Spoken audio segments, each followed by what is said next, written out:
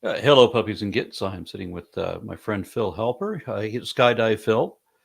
And Phil, you wanted to talk about one of your encounters with a mutual acquaintance. Huh? Tell me about it.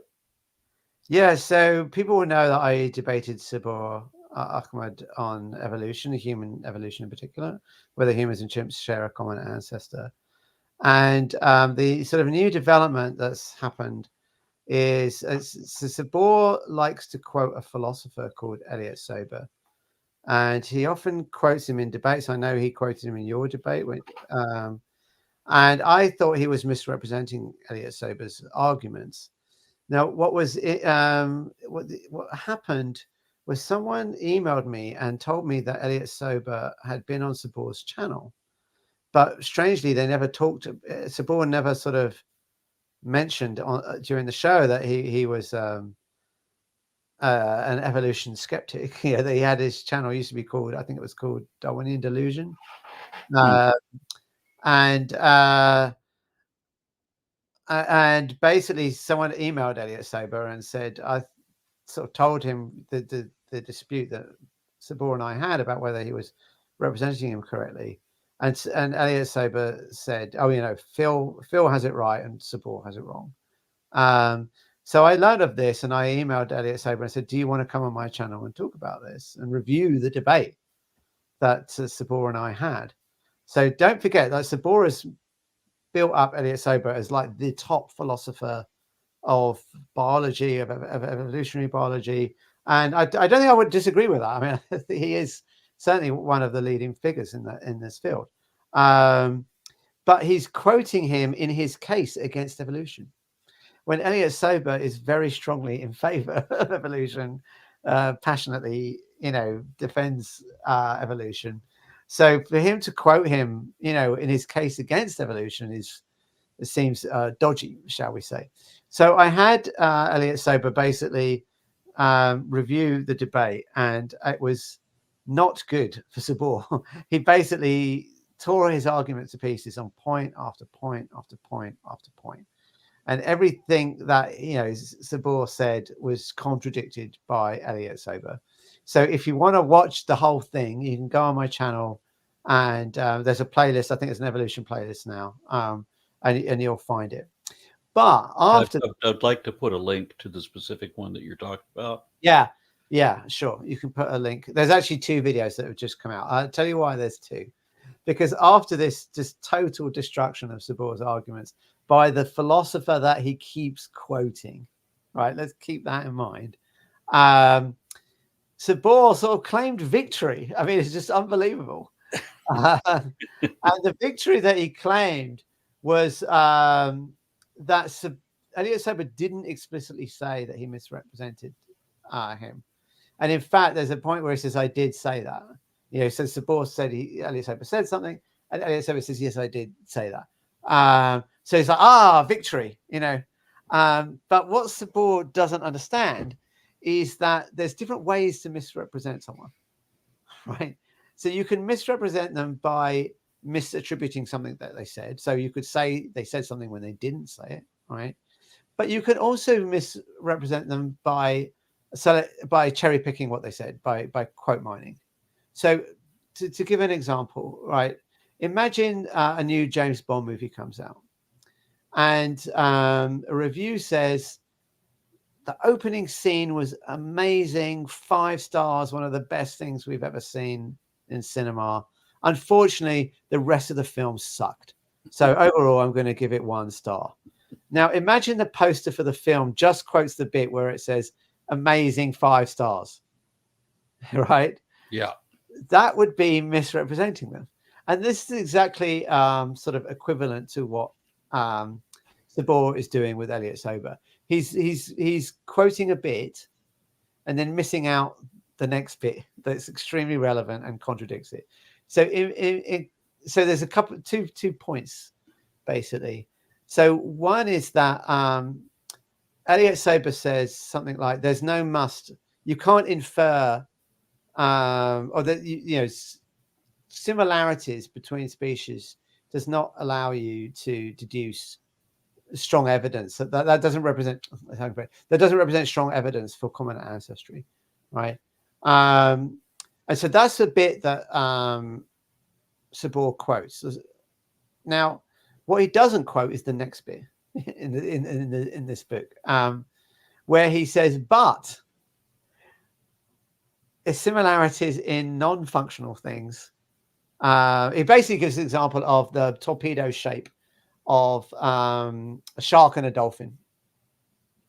Both, we expect them both because they're hydrodynamically efficient, right? So the fact that they both have this shape doesn't mean that they descended from a common ancestor. You can't infer that from that because they could both arise independently. But he then goes on to say, but non-functional things, right? We wouldn't expect certain similarities in things that are either neutral or non-functional, right? So he says the tailbone in humans, right, is not functional in humans. So that is evidence for common ancestry. So, and in fact, I gave an example of the similarities in the NaNOP-P8 pseudogene between humans and chimps. And that is evidence, strong evidence for common ancestry, because it also leads to a testable prediction, because there are a number of pseudogenes of NaNOP, and one of them, all of them are shared between humans and chimps apart from one.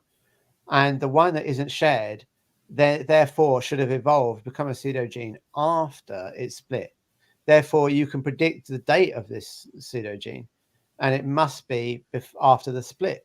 And so indeed, within the last 6 million years. Yeah, exactly. Yeah. And it's been dated, and I can't remember off the top of my head, but I think it's something like 1 and 2 million years old.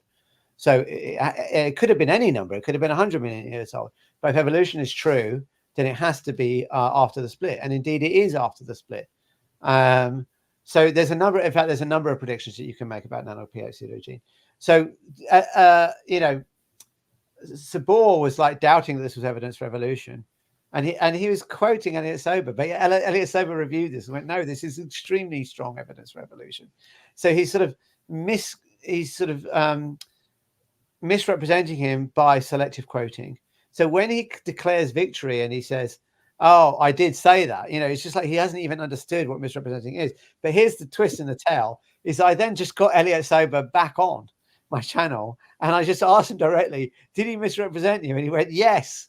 He just went, yes, he did, right? And in fact, there's another misrepresentation, which is that he said there's no must about it, right? And Subboor often says this. There's no must. Elliot Sober says there's no must about evolution. Well, true, but that's not the point, right? You don't deductively go to evolution, right?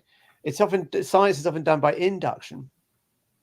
And that's what he says. It's basic scientific method. It's mostly done by induction. So you do it by induction, right? So the fact that you don't do it via a sort of deductive philosophical argument that this must be true. In a deductive philosophical argument, you often have like number of premises and then a conclusion that must follow. Like if these premises are true, the conclusion has to follow. And generally science isn't done that way, right? It's generally done by induction. Or maybe even abduction. Maybe you have a set of data and you're looking for the best explanation for that data. So it could be done via abduction as well.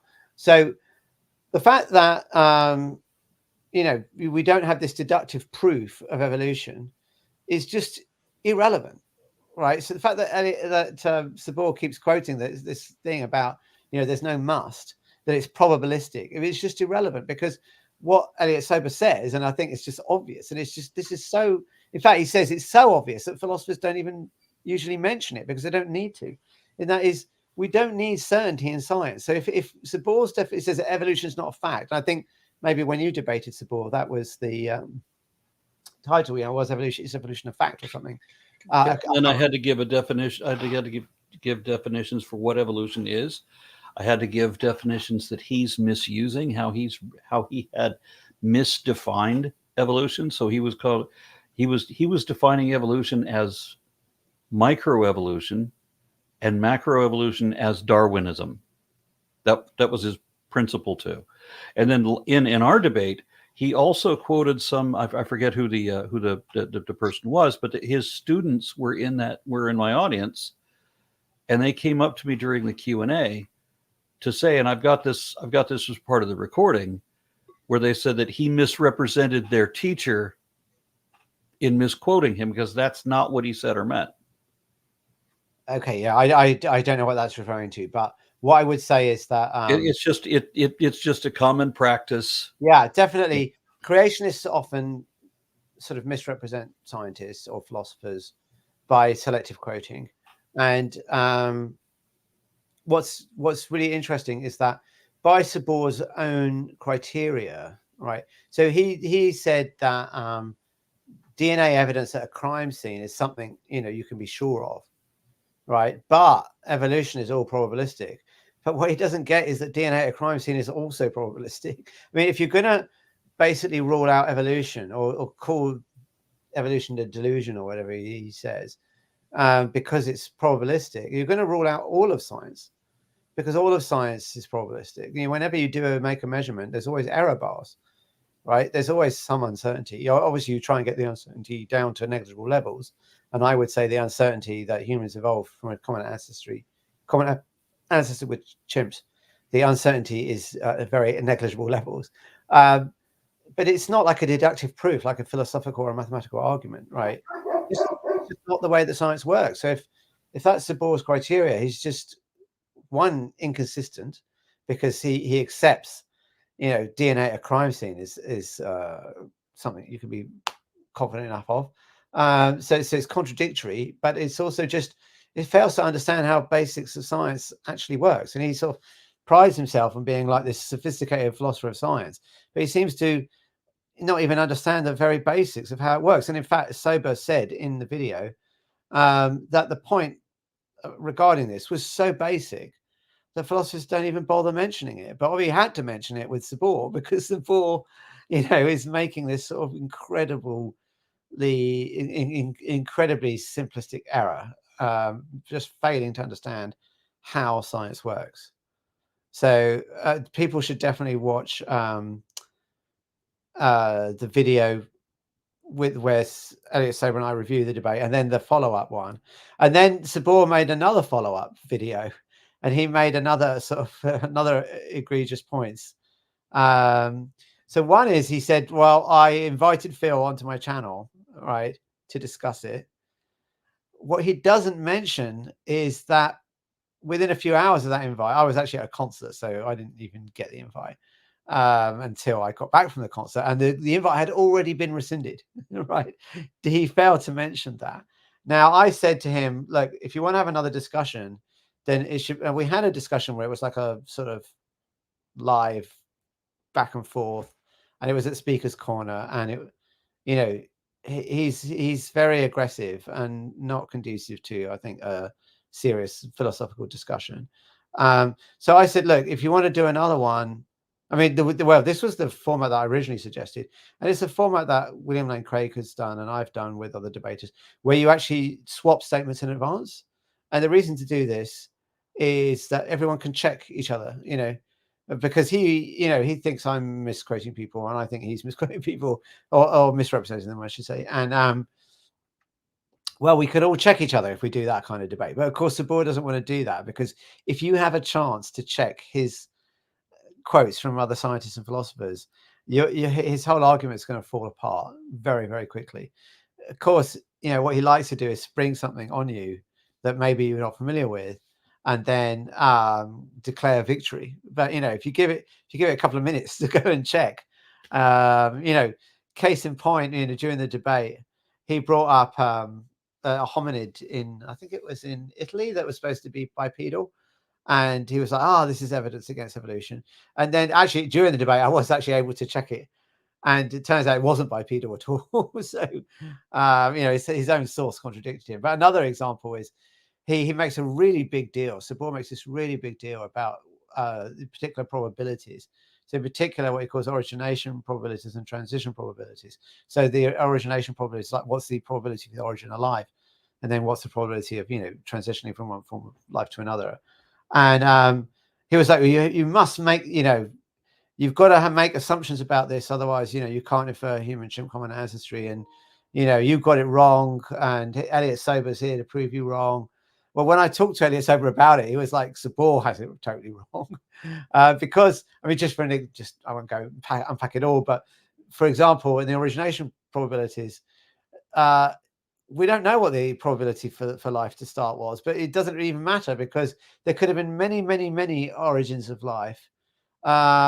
But as long as the other origins failed, it didn't leave ancestors, then you would still have universal common descent, even if there were multiple origins of life, right? All you need for universal common ancestry is that the descendants of the first other life forms didn't leave descendants today. And that's what Elliot Sober said. But also, like, more importantly, what we debated was just human chimp common ancestry. And human chimp common ancestry, I mean, it doesn't really matter what the origins of life probabilities are. It's like, because we're not trying to go from the origin of life to today. We're trying to go backwards, right? We're not trying to go forward and sort of predict what life forms will evolve from a planet with no life. That's not what we're trying to do. We're trying to reconstruct the tree of life going backwards. So it's like saying, if I want to know if you and I are brothers, we could do a DNA test and find out if we have the same father. Get a paternity test. That will tell you whether you share that recent common ancestor, i.e. your father, right?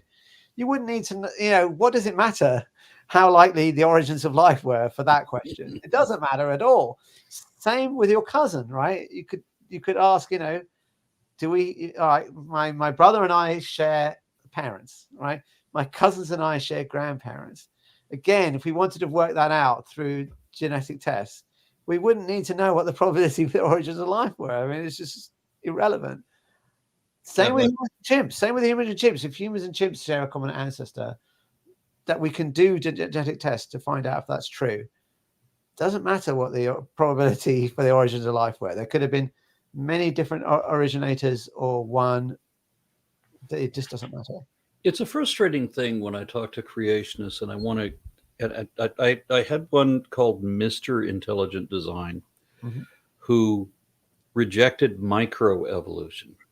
Micro, right? So even breeds of dogs had to be separate creations conjured by God. So wow. Yeah, so that there was we didn't breed Pekingese according to this guy. This was somehow divine intervention to create Pekingese. That's how far. That's how he kept insisting that there's no kind of evolution in nature, just none. Wow. Yeah. So there wasn't a lot. There wasn't a lot I could do with that guy. It's frustrating when they will accept some degree, like that there are different species of dogs under wild conditions that that have grown apart.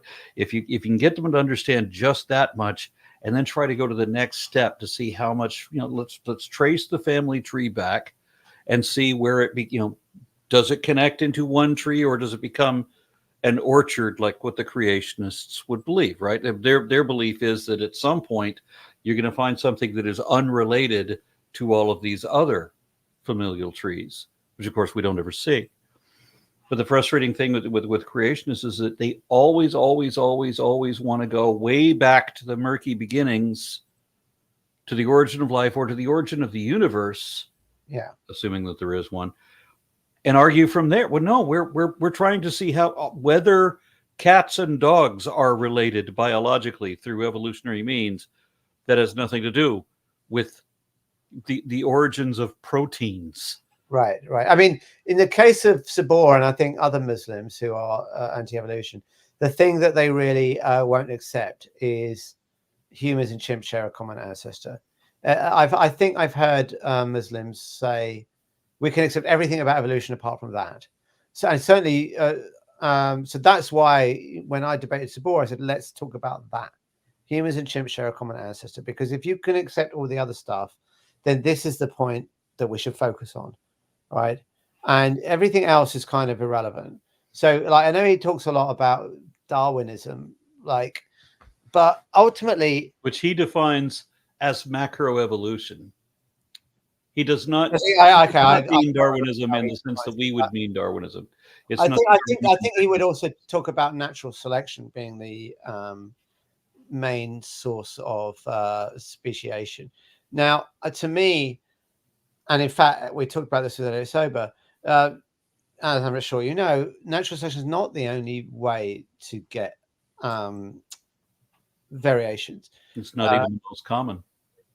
I don't know if it isn't the most common, but well, I mean, genetic drift seems to. I mean, the more diversity from. Well, I mean, again, it doesn't really matter for our argument. I mean, as long as there's more than one mechanism, like genetic drift, we know that genetic drift is another possible mechanism. So it doesn't really matter if it was done through natural selection or genetic drift. The point that they can't accept is that humans and chimps share a common ancestor. Whether the variations in the genes arose through natural selection or whether they arose through genetic drift doesn't really matter for this point. So for him to go on and on and on about Darwinism is kind of missing the point. If the thing about evolution that you can't accept is human chimp common ancestry, then it doesn't really matter whether it was done through natural selection or whether it was done through genetic drift. The point was it was done through a natural mechanism, and humans and chimps share a common ancestor. Therefore, the evidence for that. So if we go back to the nanox pseudogene example, right? The evidence that humans and chimps share a common ancestor is that the nano PA pseudogene, the one that we don't share with the chimps, must be the youngest of all the pseudogenes because the other ones are shared with the chimps. It must be younger than the split, and also should be in the Neanderthal genome because it's been dated to sort of pre the sapien Neanderthal split. So therefore, it must be in the Neanderthal genome too. So there's 3 predictions that you can make, and every single one of them is confirmed by the genetic data. None of those predictions say anything about natural selection versus genetic drift. There are other ways, as I understand it, that you can test for that, and it's in Elliot Sober's book, actually. But it doesn't matter because the point of contention for them is that humans and chimps share a common ancestor. Therefore, that's where the focus of the debate should be, not on whether natural selection is the operative dominant mechanism or not. To me, that's just not very relevant. Yeah. So when I've tried to be able to explain to people the taxonomy that I think that they would accept, right? And we're not going into the murky past. It's just all those things that we can verify easily. And they only want to say that, well, science can't explain where the first protein came from. Okay, let's pretend for a moment that's true. Completely irrelevant to what we can show you to be true right now.